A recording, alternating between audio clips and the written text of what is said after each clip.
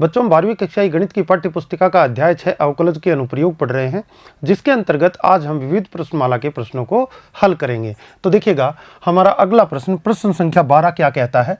त्रिभुज की भुजाओं से A और B दूरी पर त्रिभुज के कर्ण पर स्थित एक बिंदु है। बिंदु का नाम नहीं दिया है, हम P मान लेंगे या कुछ और मान लेंगे। सिद्ध कीजिए कि कर्ण की न्यूनतम लंबाई इतनी है, यानी कि कर्ण की लंबाई को आपको न्यूनतम करना है। तो बच्चों, फलन किसका बनना चाहिए? कर्ण की लंबाई का बनना चाहिए। देखिए, कुछ इस तरह से क्वेश्चन कहना चाहता है, एक समकोण त्रिभुज है, कर्ण की बात हो रही है, तो समकोण त्रिभुज में ही कर्ण होता है। ये एक समकोण त्रिभुज है। अच्छा, कर्ण पर एक स्थित बिंदु P है, जो इस भुजा से A दूरी पे मैंने मान लिया, और इस भुजा से ये B दूरी पे, B डिस्टेंस पे है। इस कोण को मैं थीटा मान लेता हूँ। त्रिभुज को कह देता हूँ ABC त्रिभुज आपके पास विद्यमान है। इस तरह से क्वेश्चन को लिखते हैं। तो माना त्रिभुज ABC, जो कि समकोण त्रिभुज है क्योंकि कर्ण की बात हो रही है, त्रिभुज ABC के कर्ण पर स्थित बिंदु P भुजाओं से क्रमशः A तथा B दूरी पर स्थित है।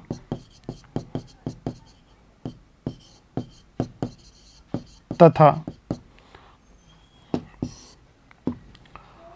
कोण आपका ACB इक्वल टू थीटा है। यह आपने मान लिया। मुझे कर्ण की लंबाई तथा कर्ण की लंबाई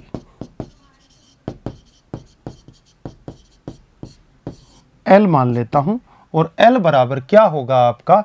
AP प्लस PC के बराबर होगी। ठीक है, अब AP और PC की मान प्राप्त करते हैं। देखिए क्या होगी, देखिए जरा। AP, ये कोण थीटा है बच्चों, और ये समांतर भुजाएं हैं, तो ये कोण भी क्या होगा? थीटा। ठीक है, बात मुझे AP की करनी है। तो AP क्या हुआ? ये भी समकोण त्रिभुज हुआ। तो यहां पर देखिएगा, इसको मैं नाम दे दूं M और इसको मैं नाम दे दूं N। तो MP क्या हुआ? आधार हुआ, और थीटा के सामने ये क्या हुआ आपका? ये आपका लंब हो गया। ये तो आधार हो गया और ये आपका लंब हो गया बच्चों। ठीक है, अब मुझे ज्ञात करना है AP तक की डिस्टेंस चाहिए। तो AP के साथ क्या लूं कि मेरा ये आ जाए? तो देखिएगा, AP की वैल्यू निकालना चाहता हूं, तो यहां पे मेरे पास आधार की वैल्यू है, तो आधार है आपका PM, तो मैं PM लिख देता हूं। अब AP तो हो गया कर्ण और PM हो गया आधार। कर्ण बटा आधार क्या बनता है बच्चों का? Sec theta. तो ये बन जाएगा सेक थीटा। तो AP की वैल्यू देखिए कितनी आएगी? PM की वैल्यू कितनी है आपके पास? A सेक थीटा हो जाएगी। दूसरी बात, इस त्रिभुज की बात करिए जरा आप। कौन से त्रिभुज की? ये भी एक समकोण त्रिभुज है। क्या? PNC। तो PCN के अंदर आप देखेंगे तो आपके पास B है, यानी कि लंब की वैल्यू उपलब्ध है। लंब है, आपको कर्ण ज्ञात करना है। तो बच्चों को पता है कि कर्ण ऊपर ले लीजिए आप, कर्ण यानी कि आपका PC, और नीचे जो आपके पास उपलब्धता है उस भुजा को ले लीजिए। किसकी लेंथ है आपके पास? B का मतलब आपका लंब हुआ, लंब का मतलब आपका PN हुआ। तो PN को नीचे लिख देंगे, बराबर क्या हुआ? कर्ण बटा लंब क्या होता है आपका? Cosec theta. तो ये हो गया कोसेक थीटा। ये इधर एक साइड में काम कर देते हैं अपन। PC की वैल्यू कितनी आएगी? PN की वैल्यू है B कोसेक थीटा, ये इधर गुणा होके आ जाएगा। तो कर्ण की लंबाई L बराबर क्या फॉर्मूला बना? AP का मतलब A sec theta plus B आपका क्या बना? Cosec theta. इस तरह से बन जाता है। अब मुझे कर्ण की लंबाई को न्यूनतम करना है, L को न्यूनतम करना है। थीटा मेरे पास क्या है? चर राशि है, तो मैं dl अपॉन d थीटा प्राप्त कर लूँगा। फर्स्ट डेरिवेटिव निकालूंगा। देखिए, A सेक थीटा का अवकलन हो जाएगा सेक थीटा टेन थीटा, और यहाँ पर कोसेक थीटा का minus cosec theta cot theta, तो माइनस B कोसेक थीटा आपका कोट थीटा बन जाता है। ठीक है, सेकंड ऑर्डर डेरिवेटिव निकालने की जरूरत है। d2l अपॉन d थीटा, ये हमें बताएगा कि जो हमारी L है वो न्यूनतम होगी या उच्चतम होगी जो प्राप्त होगा उस बिंदु पर। तो इसको निकालने के लिए देखिएगा u इंटू वी मेथड से अवकलन करूंगा। ए सेक थीटा को रखा, टेन थीटा का अवकलन किया, सेक स्क्वायर थीटा गुणा में आ गया। फिर मैं क्या करूंगा, प्लस मैं किसको रखूंगा, ए टेन थीटा को रखूंगा और सेक थीटा का अवकलन कर दूंगा जो कि सेक थीटा टेन थीटा के रूप में प्राप्त होगा। ठीक है, उसके बाद देखिए माइनस बी कोसेक थीटा को पुट कर दूंगा और फिर कोट थीटा का अवकलन करूंगा जो माइनस कोसेक स्क्वायर थीटा आएगा। उसके बाद माइनस बी कोट थीटा को रखूंगा और अवकलन किसका कर दूंगा बच्चों, अवकलन कर दूंगा कोसेक थीटा का जो minus cosec theta cot theta आपको मिलेगा इस तरह से। तो देखिए ये वैल्यू जो है यहाँ पर आपका बन जाएगा a sec theta sec square theta a sec cube theta. यहाँ पर देखिए a tan theta sec theta tan theta बन गया plus a tan square theta sec theta. उसके बाद माइनस माइनस प्लस और प्लस का बी हो जाएगा कोसेक क्यूब थीटा और उसके बाद प्लस देखिएगा माइनस माइनस प्लस यहाँ भी हो जाएगा B cosec square theta cot theta. आपके पास ये वैल्यू आ गई किसकी, d2l upon D theta square की बच्चों। अब dl upon D theta equal to 0 रखने पर हमें क्या प्राप्त होगा, देखिएगा हम यहाँ से लेते हैं a sec theta tan theta equal to b cosec theta और कोट थीटा। ठीक है, इम्प्लाइज दैट आप आगे बढ़ें तो sec theta tan theta upon में आ जाएगा कोसेक थीटा और ये आपका cot theta equal to B upon a बन जाने वाला है। इम्प्लाइज दैट कोट थीटा ऊपर जाके टेन थीटा बन जाएगा तो ये टेन स्क्वायर थीटा हो जाएगा। Sec theta upon cosec theta, sec theta को लिखूंगा वन अपॉन कोस थीटा तो नीचे कोस थीटा आ जाएगा। कोसेक थीटा को लिखूंगा one upon sine theta, sine theta ऊपर चला जाएगा। Sine theta upon cos theta एक और टेन थीटा आ जाएगा। कहने का मतलब टेन क्यूब थीटा बच्चों के पास बन जाता है equal to B upon A. Implies that आपका टेन थीटा इक्वल टू कितना बन जाएगा, b की पावर 1/3 अपॉन a की पावर 1/3। ये पॉइंट आपको मिलता है। ठीक है, ये पॉइंट मिलता है तो इस पॉइंट पे या मैं कहूँ जब टेन थीटा बराबर b/a की होल पावर 1/3 या मैं लिख सकता हूँ b की पावर 1/3 अपॉन a की पावर 1/3 एक ही बात है, तब d2l upon D theta square is greater than 0 positive होगा। क्यों होगा पॉजिटिव, इसलिए होगा बच्चों, देखिए यहाँ पर ये d2l, यहाँ पर देखिएगा सब पॉजिटिव टर्म है आपके पास। यहाँ पर सेक क्यूब थीटा पॉजिटिव रहेगा। कारण क्या है, थीटा आपका जो है वो 90 डिग्री से ऊपर नहीं हो सकता, प्रथम चतुर्थांश में है। प्रथम चतुर्थांश में है तो प्रथम चतुर्थांश में सभी त्रिकोणमितीय अनुपात धनात्मक होते हैं और सभी त्रिकोणमितीय अनुपात धनात्मक होते हैं तो ये वैल्यू कैसी बनेगी बच्चों, धनात्मक वैल्यू बनेगी। तो आप इस तरह से कह सकते हैं। क्यों, कारण देना चाहें तो कहिए कि जो थीटा है वो बिलोंग करता है 0 टू π/2, 0 से π/2 के मध्य में है, इसलिए जो है अपना d2l upon D theta square positive आ जाता है। और सेकंड ऑर्डर डेरिवेटिव पॉजिटिव आता है तो आप कहेंगे l न्यूनतम होगी। अब l न्यूनतम होगी, जो कर्ण की लंबाई न्यूनतम होगी, तो न्यूनतम लंबाई किस पॉइंट पे मिलेगी, इस पॉइंट पे मिलेगी, क्योंकि ऐसा होने पे ही l न्यूनतम होता है।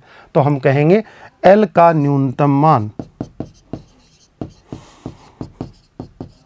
देखिएगा l का मान क्या था आपका, l का मान था बच्चों का a सेक थीटा प्लस आपका b कोसेक थीटा था। ठीक है, ये l का मान है। तो l का मान न्यूनतम मान प्राप्त करते हैं, अपन क्या रखेंगे, टेन थीटा बराबर b अपॉन a की होल पावर 1/3 या फिर b की पावर 1/3 अपॉन a की पावर 1/3, दोनों एक ही बात है। सेक थीटा को मैं क्या लिख सकता हूँ, सेक थीटा को मैं लिख सकता हूँ अंडर रूट, आप लिख सकते हैं यहाँ पर 1 + टेन स्क्वायर थीटा, ये फॉर्मूला होता है सेक थीटा का, टेन थीटा के रूप में रिप्रेजेंट कर दिया। बी कोसेक थीटा को लिख सकते हैं 1 + कोट स्क्वायर थीटा का अंडर रूट, ऐसा लिख सकते हैं। अब आप खुद ही बताइए, टेन थीटा बराबर बी बटा ए का होल पावर 1/3 है, तो कोट थीटा बराबर यहाँ से निकालना चाहें तो कितना आएगा, कोट थीटा बराबर हो जाएगा ए अपॉन बी का होल पावर 1/3, जस्ट रेसिप्रोकल हो जाएगा ये। तो बच्चे यहाँ से कहेंगे, देखिएगा यहाँ से कहेंगे बराबर जो वैल्यू आएगी आपकी वो होगी ए 1 प्लस आपका हो जाएगा बी की पावर 1/3 अपॉन ए की पावर 1/3, ए की पावर 1/3 का आपका होल स्क्वायर और ये अंडर रूट, ठीक है, प्लस बी। यहाँ पर आपका अंडर रूट में क्या आएगा देखिएगा 1 प्लस कोट थीटा का मतलब ए की पावर 1/3 अपॉन बी की पावर 1/3 का होल स्क्वायर, ये आ जाएगा। इसको और आगे कैलकुलेट करें तो देखिएगा ए आपका यहाँ पर है, यहाँ पर बनेगा आपका 1 प्लस बी का पावर 2/3 अपॉन ए का पावर 2/3 और under root plus B into under root बन जाएगा आपका 1 प्लस ए का पावर 2/3 अपॉन बी का पावर 2/3। उसके बाद आगे बढ़ें तो आपको ए अंडर रूट में देखिए एलसीएम ले लूँ मैं तो ए का पावर 2/3 और यहाँ पर ए का पावर 2/3 प्लस बी का पावर 2/3, यहाँ पर प्लस बी अंडर रूट में एलसीएम लूँ तो b का पावर 2/3 आपका और ये b का पावर 2/3 प्लस a का पावर 2/3, ठीक है, ये बन गया। उसके बाद देखिए आगे चलते हैं, इस नीचे वाले अंडर रूट को बाहर निकालूं तो ये बन जाएगा a की पावर 1/3, तो a अपॉन a की पावर 1/3 और यहाँ बन जाएगा अंडर रूट a की पावर 2/3 प्लस b की पावर 2/3 प्लस b के नीचे में दे दूँ b की पावर 1/3 और अंडर रूट में अंडर रूट हटेगा तो वर्ग लगेगा तो स्क्वायर हट जाएगा, 1/3 पावर बच जाएगी, ये हो जाएगा a की पावर 2/3 प्लस b की पावर 2/3 जो कि कॉमन आ जाएगा बच्चों। अब कॉमन आ जाएगा तो a की पावर 2/3 प्लस b की पावर 2/3 कॉमन आ गया है तो ब्रैकेट में बच जाएगा। इसको सॉल्व करूं तो 1 माइनस आपका 1/3 ऊपर जाके घटेगा तो a की पावर 2/3 प्लस यहाँ पर b की पावर 2/3 बच जाएगा और ये इसका पावर अंडर रूट का मतलब आधा पावर और इसके ऊपर 1 पावर, तो ये जुड़ के जो है आधार समान है दोनों का, a की पावर 2/3 प्लस b की पावर 2/3 का होल पावर कितना हो जाएगा 3/2, जो कि न्यूनतम लंबाई कर्ण की न्यूनतम लंबाई होगी। ये आपने इस तरह से सिद्ध कर दिया, ठीक है। आगे देखिएगा, उन बिंदुओं को ज्ञात कीजिए जिन पर fx बराबर x माइनस 2 की होल पावर 4 x प्लस 1 की होल पावर 3 द्वारा प्रदत्त फलन f का स्थानीय उच्चतम बिंदु, स्थानीय निम्नतम बिंदु और नति परिवर्तन बिंदु है। नत परिवर्तन बोल दे या नति परिवर्तन बोल दे, एक ही बात होती है। तो इन तीनों बिंदुओं को आपको ज्ञात करके बताना है बच्चों। अगर तीनों बिंदुओं को ज्ञात करके बताना है तो fx का वैल्यू जो गिवन है आपको x minus 2 whole power 4 x plus 1 whole power 3, आप f डैश x निकालेंगे। f डैश x देखिए u इंटू वी मेथड से करेंगे तो आप इसका अवकलन करें 4x माइनस 2 का होल पावर 3 और x प्लस 1 का होल पावर क्यूब ये रख दें और फिर उसके बाद x माइनस 2 का होल पावर 4 रख दें और अवकलन किसका कर दें, अवकलन x प्लस 1 की होल पावर 3 का, तो 3x प्लस 1 का होल स्क्वायर आपको मिल जाता है। कॉमन क्या आ रहा है x माइनस 2 का होल पावर 3 और यहाँ से x प्लस 1 का होल स्क्वायर कॉमन आ रहा है, तो यहाँ क्या बच रहा है, यहाँ 4 इंटू एक्स प्लस 1 बच जा रहा है और यहाँ पर देखिए x माइनस 2 बच जा रहा है और गुणा में कितना 3 बच गया है, ठीक है। बात आगे बढ़ाते हैं, f dash x equal to कितना आता है x माइनस 2 का होल क्यूब x प्लस 1 का होल स्क्वायर और यहाँ पर बच्चों का हो जाता है 4x प्लस 4 और यहाँ पर प्लस 3x और यहाँ पर आपका माइनस का 6। आपका आगे कैलकुलेशन x माइनस 2 का आपका होल क्यूब x प्लस 1 का होल स्क्वायर और यहाँ से देखिएगा 4 और 3x 7x और 4 और माइनस 6 कैंसिल आउट होके -2 ये बच जाता है, ठीक है। क्या करते हैं स्थानीय उच्चतम, स्थानीय निम्नतम और नति परिवर्तन ज्ञात करने के लिए तीनों बिंदुओं पर अवकलनीयता का मान शून्य होता है, तो F dash X equal to 0 रखने पे ये बिंदु प्राप्त होते हैं। इम्प्लाइज दैट इससे मिलेगा आपको x इक्वल टू 2 और इससे मिलेगा आपको x इक्वल टू -1 और इससे मिलेगा आपको 2/7। तो ये 3 बिंदु आपको प्राप्त हुए। अब इसमें कौन सा नति परिवर्तन है, कौन सा आपका स्थानीय उच्चतम है, कौन सा आपका जो है स्थानीय निम्नतम का बिंदु है, ये कैसे पता लगाते हैं? या तो आप द्वितीय अवकलज टेस्ट कर लीजिए, तो वो थोड़ा सा बड़ा बढ़ेगा इसका अवकलन करना। अब तो फिर क्या करें, उससे अच्छा है आप प्रथम अवकलज परीक्षण से भी प्राप्त कर सकते हैं। कैसे कर सकते हैं देखिएगा, हम पता लगाते हैं कि किसी बिंदु पर उसकी डिफरेंशियबिलिटी का चिन्ह कैसे बदल रहा है। ऐसा करके हम पता लगा लेंगे। कैसे पता लगा लेंगे? संख्या रेखा देखिएगा, हम कहेंगे -∞ से ∞ तक की जो संख्या रेखा है, इसको 3 बिंदु जो हैं 4 अंतरालों में विभक्त कर देंगे। कौन कौन से अंतराल? पहले कौन पड़ेगा? -1। 2/7 की वैल्यू देखिए कितनी होती है, लगभग आपकी 0.28 के आसपास आती है। तो 0.280 से आगे बढ़ेगा, ये आपका 2/7 ये रख दिया। 2/7 का मतलब 0.28 समथिंग लगभग मान, और ये आपका बिंदु आ गया कौन सा? ये आपका दे दिया यहाँ पर 2। अब देखिए प्रत्येक अंतराल में एफ डैश एक्स का चिन्ह पता लगा लेंगे। एफ डैश एक्स यहाँ भी पता लगाएंगे, यहाँ भी पता लगाएंगे और यहाँ भी पता लगाएंगे। ठीक है, देखिए इस अंतराल की बात करता हूँ मैं। x इक्वल टू -1 से पहले क्या होगा?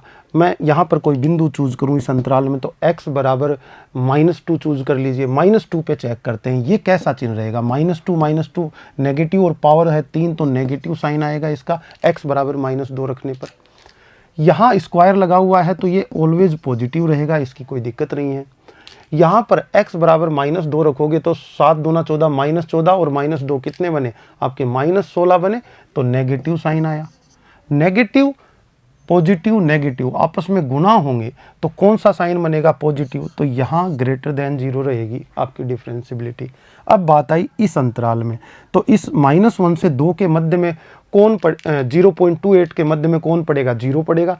0 पे चेक करते हैं। 0 रखोगे नेगेटिव साइन, यहाँ 0 रखो, ये तो पॉजिटिव ही रहेगा। 0 रखेंगे तो भी, ये 0 रखेंगे तो भी नेगेटिव। तो नेगेटिव पॉजिटिव नेगेटिव, इसका मतलब ये भी क्या चिन्ह हुआ? इसका भी ग्रेटर देन 0 आया डिफरेंशियबिलिटी इस स्थिति में। अब 0.28 2/7 से 2 के मध्य आप 1 आता है, 1 पर चेक कर लीजिए। 1 रखेंगे यहाँ पर तो इसका साइन नेगेटिव, ये ऑलवेज पॉजिटिव रहेगा क्योंकि स्क्वायर लगा हुआ है। ये 1 करोगे तो ये पॉजिटिव हो जाएगा। तो नेगेटिव पॉजिटिव इंटू पॉजिटिव क्या बनेगा? नेगेटिव, ये लेस देन 0 हो जाएगी। अब 2 से आगे बढ़ेंगे तो 2 से आगे इस अंतराल में चेक करते हैं। 3 पर चेक कर लीजिए। 3 यहाँ रखेंगे ये पॉजिटिव हो जाएगा, ये हमेशा पॉजिटिव रहेगा। 3 यहाँ रखोगे तो ये भी positive, positive into positive into positive, यहाँ पर क्या आ जाएगा? पॉजिटिव। देखिए ये जो है ये बिंदु, यहाँ अवकलनीयता इससे पहले देखिए धनात्मक है और बाद में भी धनात्मक है, यानी कि अवकल एफ डैश एक्स का चिन्ह नहीं बदला है। तो ये कैसा बिंदु होगा? ये नति परिवर्तन बिंदु कहलाएगा। नति परिवर्तन बिंदु होगा। ठीक है, इस बिंदु की बात कर लें। इस बिंदु के बारे में कहूँ मैं, इस बिंदु से पहले जो है एफ डैश एक्स क्या था? पॉजिटिव, और बाद में क्या हो गया? नेगेटिव। यानी कि फलन की अवकलनीयता जो है पॉजिटिव से नेगेटिव में कन्वर्ट हुई। तो कौन सा बिंदु हुआ बच्चों? उच्चतम का बिंदु हुआ। तो ये कौन सा होगा? उच्चतम का बिंदु। तो ये बात आप स्टेटमेंट में लिख देंगे नीचे कि x बराबर -1 पर f डैश x का चिन्ह बदलता नहीं है, परिवर्तित नहीं होता है, इसलिए नति परिवर्तन बिंदु है। x बराबर 2/7 पर f डैश x का चिन्ह धनात्मक से ऋणात्मक में कन्वर्ट होता है, परिवर्तित होता है, इसलिए उच्चतम का बिंदु है। और यहाँ पर ऋणात्मक से, देखिए इससे 2 से पहले ऋणात्मक है एफ डैश एक्स, बाद में धनात्मक हो गई है, तो ऋणात्मक से धनात्मक में कन्वर्ट हुई। कौन सा हुआ? निम्नतम का बिंदु। तो इसको बोलेंगे निम्नतम का बिंदु। तो इस तरह से तीनों बिंदु आप बता देंगे कौन कौन से प्राप्त आपको होते हैं।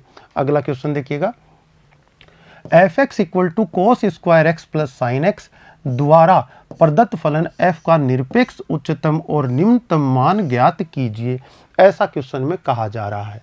ठीक है, fx इक्वल टू कितना है, cos square x plus sign x, और x बिलोंग कहाँ कर रहा है, 0 से पाई तक आपको मान प्राप्त करने हैं। अंत बिंदुओं पे तो चेक करेंगे ही, साथ में f डैश x बराबर 0 रखकर जो बिंदु मिलेंगे उन पर भी चेक करते हैं। सबसे बड़ा मान निरपेक्ष उच्चतम, सबसे छोटा मान निरपेक्ष निम्नतम, ये थ्योरी आप जानते हैं। f dash x equal to आपका 2 cos x और cos x का माइनस साइन x, ऐसा ही होगा, प्लस साइन x का क्या होगा, cos x। ठीक है, f dash x equal to क्या, cos x कॉमन लिया जा सकता है, तो यहाँ पर आपका -2 sin x प्लस 1 आपका बन जाता है। f dash x equal to शून्य रखने पर इम्प्लाइज होता है cos x इक्वल टू 0 या फिर -2 sin x plus 1 equal to 0। यहाँ से cos x इक्वल टू 0 या फिर sin x इक्वल टू आपका कितना बन जाता है, आपका बन जाता है बच्चों 1/2। आप बताइए 0 से पाई तक cos x कहाँ पर शून्य होता है, 0 देखिए, ये 0, ये π/2, ये पाई, यहाँ पर cos x 0 होता है, तो यहाँ से x इक्वल टू π/2 तथा यहाँ से x इक्वल टू कितना आएगा, 1/2। कहाँ पर होता है आपका, प्रथम चतुर्थांश में 1/2 होता है, यानी कि कितने पे, π/6 पे। और दूसरा बिंदु देखो यहाँ पर एक और मिलेगा, साइन x दूसरे चतुर्थांश में भी पॉजिटिव होता है, और दूसरे चतुर्थांश में पॉजिटिव होता है तो क्या, कौन से पॉइंट पे होता है, π-π/6। एक बिंदु और मिल जाएगा π-π/6। दूसरे में जाने का तरीका होता है π-θ। थीटा आपको पहले चतुर्थांश से मिल गया है, दूसरे में जाने के लिए π-θ यानी कि π-π/6 यानी कि 5π/6 ये बिंदु आपका बन जाता है। अब आपको fx के मान कौन कौन से, fx के मान कहाँ कहाँ चाहिए, x बराबर सबसे पहले अंत बिंदु 0, 0 के बाद कौन मिलेगा आपको, π/6 मिलेगा, फिर π/2 पर चेक कर लेंगे, और ये फिर π-π/6 यानी कि 5π/6 पे चेक कर लेंगे, और फिर पाई पर कर लेंगे। तो देखिए मान किस तरह से प्राप्त होते हैं इन बिंदुओं पे। 0 पर मान, फलन क्या था, cos square x plus sign x, तो cos स्क्वायर x यानी कि cos 0 का होल स्क्वायर और प्लस साइन x आपका, तो साइन 0। तो आप देखते हैं ये 1 हो जाता है cos 0, और ये 1 स्क्वायर प्लस 0 इक्वल टू 1 आता है। ठीक है, अगला बिंदु π/6 पर चेक करेंगे, cos π/6 whole square plus sine π/6, value देखिए कितनी बनती है, cos π/6 की जो वैल्यू है बच्चों वो 1/√3/2 आती है, और इसका होल स्क्वायर हो जाएगा, और प्लस साइन π/6 की वैल्यू कितनी हो जाती है, 1/2। तो यहाँ से 3/4 प्लस 1/2 मिलता है, 3/4 प्लस 1/2, 4 एलसीएम लेंगे, 4 एलसीएम लेंगे तो यहाँ 3 और यहाँ 2, 5/4 आपको मिल जाता है, फाइनली 5/4। ठीक है, आगे बात करें तो अगला पॉइंट π/2 पर चेक कर लेंगे, cos स्क्वायर π/2 और यहाँ पर प्लस साइन π/2। देखो बच्चों ये cos π/2 की वैल्यू 0, 0 स्क्वायर 0 प्लस साइन π/2 की वैल्यू 1, तो 1 हो जाती है। उसके बाद अगला f पाई माइनस π/6 की बात कर लें तो ये हो जाएगा cos π-π/6 आपका, और इसके होल स्क्वायर लग जाएगा, प्लस साइन π-π/6 आपको मिलता है। ठीक है, देखते हैं cos π-π/6 आपका माइनस cos π/6 हो जाएगा, क्योंकि नेगेटिव होता है दूसरे चतुर्थांश में, इसका होल स्क्वायर लग जाएगा, और यहाँ पर देखिएगा यहाँ पर हो जाता है साइन π/6।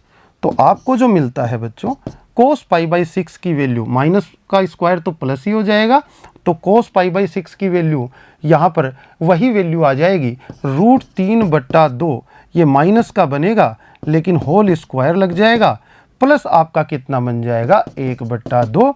तो ये बन जाएगा आपका 3/4 प्लस 1/2 बराबर सेम वैल्यू आएगी 5/4। उसके बाद आप 2 पाई पे ज्ञात कर लेंगे, f 2 पाई x की वैल्यू बच्चे लेंगे। तो 2 पाई पर देखिएगा cos 2 पाई का होल स्क्वायर प्लस आपका साइन 2 पाई, और 2 पाई पे cos कितनी वैल्यू देता है बच्चों, cos 2 पाई पे जाके वैल्यू देता है वो 1, तो आपका 1 और साइन 2 पाई पे कितना हो जाता है 0 इक्वल टू 1। तो सबसे मैक्सिमम वैल्यू कितनी हुई, निरपेक्ष उच्चतम 5/4, 1 से बड़ा है ना, और निरपेक्ष निम्नतम आपका कितना हो गया, देखिए ये 1 है, पीछे में आपको कितना मिला हुआ है, ये आपको 5/4, 1, तो मान कितना, निरपेक्ष निम्नतम मान फलन का कितना लिख देंगे आप, 1 लिख देंगे। इस तरह से इस क्वेश्चन को कर सकते हैं बच्चों। अगला देखिएगा क्वेश्चन नंबर 15, सिद्ध कीजिए कि एक r त्रिज्या के गोले के अंतर्गत उच्चतम आयतन के लंबवर्तीय शंकु की ऊंचाई 4r/3 होती है। देखिए उच्चतम आयतन के लंबवर्तीय शंकु, इस पर ध्यान दीजिए, आयतन उच्चतम करना है किसका, शंकु का, यह ध्यान ये देने वाली बात है। दिया क्या है, r त्रिज्या का गोला, r कांस्टेंट वैल्यू रहेगी, गोले की त्रिज्या परिवर्तित नहीं होगी। गोले में आप जो शंकु बनाओगे उसकी विमाएं परिवर्तित हो सकती हैं, मतलब उसकी हाइट और उसकी त्रिज्या में परिवर्तन हो सकता है। लेकिन आप जितने भी शंकु बना सकते हो उस गोले में, उसमें जो सबसे बड़े आयतन का शंकु होगा उसमें एक खास बात होगी कि उसकी ऊंचाई 4r/3 रहेगी। ये हमको सिद्ध करना है, यानी हमारा फलन बनेगा लंबवर्तीय शंकु के आयतन का। लंबवर्तीय शंकु के आयतन का अपन फलन बना लेंगे और उसकी ऊंचाई को दिखाएंगे कि जब वो आयतन उच्चतम होगा तो 4r/3 रहता है, ये पॉइंट हमें मिल जाएगा। ठीक है, देखिए क्वेश्चन कुछ इस तरह का है बच्चों, ऐसे क्वेश्चन आपने काफ़ी कर दिए हैं। ये आपका शंकु बना दिया मैंने, इसमें शंकु जो है कुछ इस तरह से है, ठीक है, इसकी ये हाइट है और ये त्रिज्या है यहाँ से यहाँ तक, A B C इसको नाम दे देता हूँ। ये केंद्र है किसका, गोले का, ये आपका केंद्र है। तो ये त्रिज्या क्या रहेगी, r, इसको मैं O नाम दे देता हूँ, इसको मैं यहाँ पर P नाम दे देता हूँ।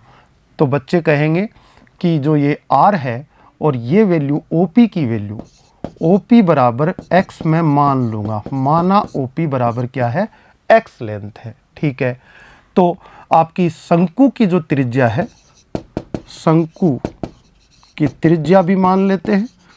त्रिज्या कितनी आएगी, त्रिज्या जो हो जाएगी आपकी, ये हो जाएगी कर्ण स्क्वायर, ये 90 डिग्री का एंगल देखो। तो यहाँ पर मैं कहूँ कि कर्ण स्क्वायर बराबर क्या, कर्ण स्क्वायर बराबर क्या होता है, लंब स्क्वायर प्लस आधार स्क्वायर। तो ये डिस्टेंस आपने x मान रखी है, तो ये डिस्टेंस आपकी हो जाएगी r² माइनस x² का अंडर रूट। तो ये त्रिज्या हो गई जो कि r² माइनस x² से दी जाएगी। तब हमें क्या बनाना है, हमें क्या उच्चतम करना है, लंबवर्तीय शंकु का आयतन। चलिए शंकु का आयतन v मान लेता हूं मैं, और v बराबर 1/3 पाई r², r किसकी, त्रिज्या किसकी, आपके शंकु की त्रिज्या। तो गोले की r स्मॉल r से दी है, तो मैं इसे कैपिटल R² लिख देता हूं, इंटू h, ये आपका आ जाता है। तो v इक्वल टू 1/3। चलिए शंकु की त्रिज्या क्या है, ये रही, आपने कैपिटल R मान लिया। हाइट आपको दिखाई दे रही है, शंकु की जितनी ऊंचाई है उसको मैंने h मान लिया है। तो बच्चे क्या कहेंगे, देखिएगा 1/3 पाई r² का मतलब हो जाएगा r² माइनस x², यहाँ से आपने दे दिया। ठीक है, h की वैल्यू देखिएगा, ये डिस्टेंस आपने x मानी हुई है और ये है स्मॉल r जो कि गोले की त्रिज्या है।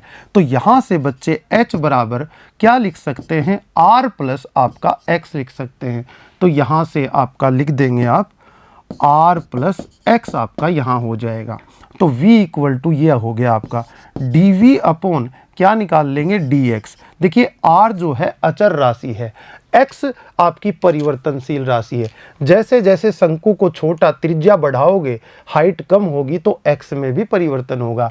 तो x परिवर्तनशील है, ये h परिवर्तनशील है, आपकी जो त्रिज्या कैपिटल R है वो परिवर्तनशील है, लेकिन गोले की त्रिज्या अचर राशि है, अचर की तरह बिहेव करेगी, उसका अवकलन क्या होगा? शून्य होगा। बराबर 1/3 pi u into V method R square minus X square रखा, इस x का किया कितना आया? 1 आया। चलिए आगे बात करते हैं। अब देखिएगा ये 1 आया तो यहाँ से मैं ब्रैकेट लगा दूं, फिर r प्लस एक्स आपने रखा, यहाँ पर r प्लस एक्स रखा और आर स्क्वायर का 0 और माइनस एक्स स्क्वायर का -2x अवकलन आया, किसके सापेक्ष? dv upon dx। ठीक है, थोड़ा अच्छा लिखें, dv upon dx equal to कितना आएगा? 1/3 पाई। उसके बाद ये हो जाएगा, आप इसमें से कॉमन निकाल लें, क्या r प्लस एक्स कॉमन निकाल सकते हैं? r प्लस एक्स कॉमन निकाल सकते हैं तो यहाँ पर देखिए ब्रैकेट में कितना हो जाता है? r प्लस एक्स निकालेंगे तो यहाँ r माइनस एक्स तो बचेगा और यहाँ पर r प्लस एक्स निकाल दिए -2x। dv upon dx equal to 1/3 pi, यहाँ से हो जाएगा r प्लस एक्स और यहाँ से हो जाएगा r माइनस 3x, ये आपको मिल जाता है। चलिए अब आगे बात करें, यहाँ पर आप सेकंड डेरिवेटिव निकालें तो d2v अपॉन dx स्क्वायर आप निकाल सकते हैं। कितना मिलेगा? 1/3 pi u into V method, आपने r प्लस एक्स रखा, r प्लस एक्स पुट किया, r माइनस 3x का किया तो r का तो 0 और माइनस 3x का x के सापेक्ष कितना हो गया? -3 हो गया। फिर प्लस आपने r माइनस 3x पुट कर दिया और r प्लस एक्स का r का 0, x का 1 तो इंटू में 1 ही आ जाता है। आगे बढ़ें, d2v अपॉन dx स्क्वायर का वैल्यू देखिएगा 1/3 पाई, यहाँ पर आपको क्या मिलता है? ब्रैकेट में -3r माइनस 3x, यहाँ से प्लस r माइनस 3x, तो आपका हो जाएगा 1/3 पाई, यहाँ से -3r और प्लस r कैंसिल होके -2r minus 3x minus 6x, आपका हो जाता है देखिए d2v अपॉन dx स्क्वायर का वैल्यू जो है बच्चों का हो जाता है 1/3 पाई, माइनस बाहर कॉमन निकाल लिया, इंटू में आपने 2 भी निकाल लिया तो r प्लस 3 आपका बच जाता है, यहाँ पर r प्लस 3x सॉरी, ये आपका यहाँ पर बच जाता है 2 कॉमन और माइनस बाहर निकालने से। तो इस तरह से अब क्या करें? फर्स्ट डेरिवेटिव को 0 के बराबर रखें तो dv upon dx equal to 0 रखने पर क्या होता है? देखिए dv अपॉन dx यानी कि 1/3 पाई r प्लस एक्स और r minus 3x equal to 0 रख दिया, यहाँ से r इक्वल टू 3x आपको मिल जाता है और implies that x equal to r upon 3, ये पॉइंट आपको मिलता है। ये पॉइंट मिलता है तो आप कहेंगे यहाँ पर d2v अपॉन dx स्क्वायर इस पॉइंट पे क्या होगा? नेगेटिव होगा बच्चों। क्यों नेगेटिव होगा? तो देखिए r पॉजिटिव, यहाँ पर x की वैल्यू r/3 रखोगे तो r/3 रखोगे तो ये सारी वैल्यू पॉजिटिव दिखाई दे रही है, माइनस लगा हुआ है, क्या हो जाएगा? नेगेटिव। किस पॉइंट पे? x बराबर r/3 पे। आपको सिद्ध क्या करना था? क्वेश्चन में पढ़िए, जब आपका आयतन आप उच्चतम कर चुके हैं, आयतन उच्चतम किसका? शंकु का। उस समय शंकु की ऊंचाई, और शंकु की ऊंचाई बराबर है r प्लस एक्स, तो देखिए कितनी 4r/3 निकल कर आ जाएगी आपकी। तो आप कहेंगे यहां पर शंकु का आयतन उच्चतम होगा यदि, कब होगा? जब x की वैल्यू r/3 हो। x की वैल्यू r/3 हो तो शंकु की ऊंचाई उस स्थिति में शंकु की ऊंचाई कितनी होगी? शंकु की ऊंचाई है बच्चों की r प्लस एक्स, तो r प्लस एक्स है तो r और x की वैल्यू कितनी होनी चाहिए? r/3, तो कितनी हो जाएगी? 4r/3, जो कि आपको सिद्ध करनी थी। इस तरह से बच्चे इस क्वेश्चन को कर लेंगे। आज के लिए बच्चों इतना ही, धन्यवाद।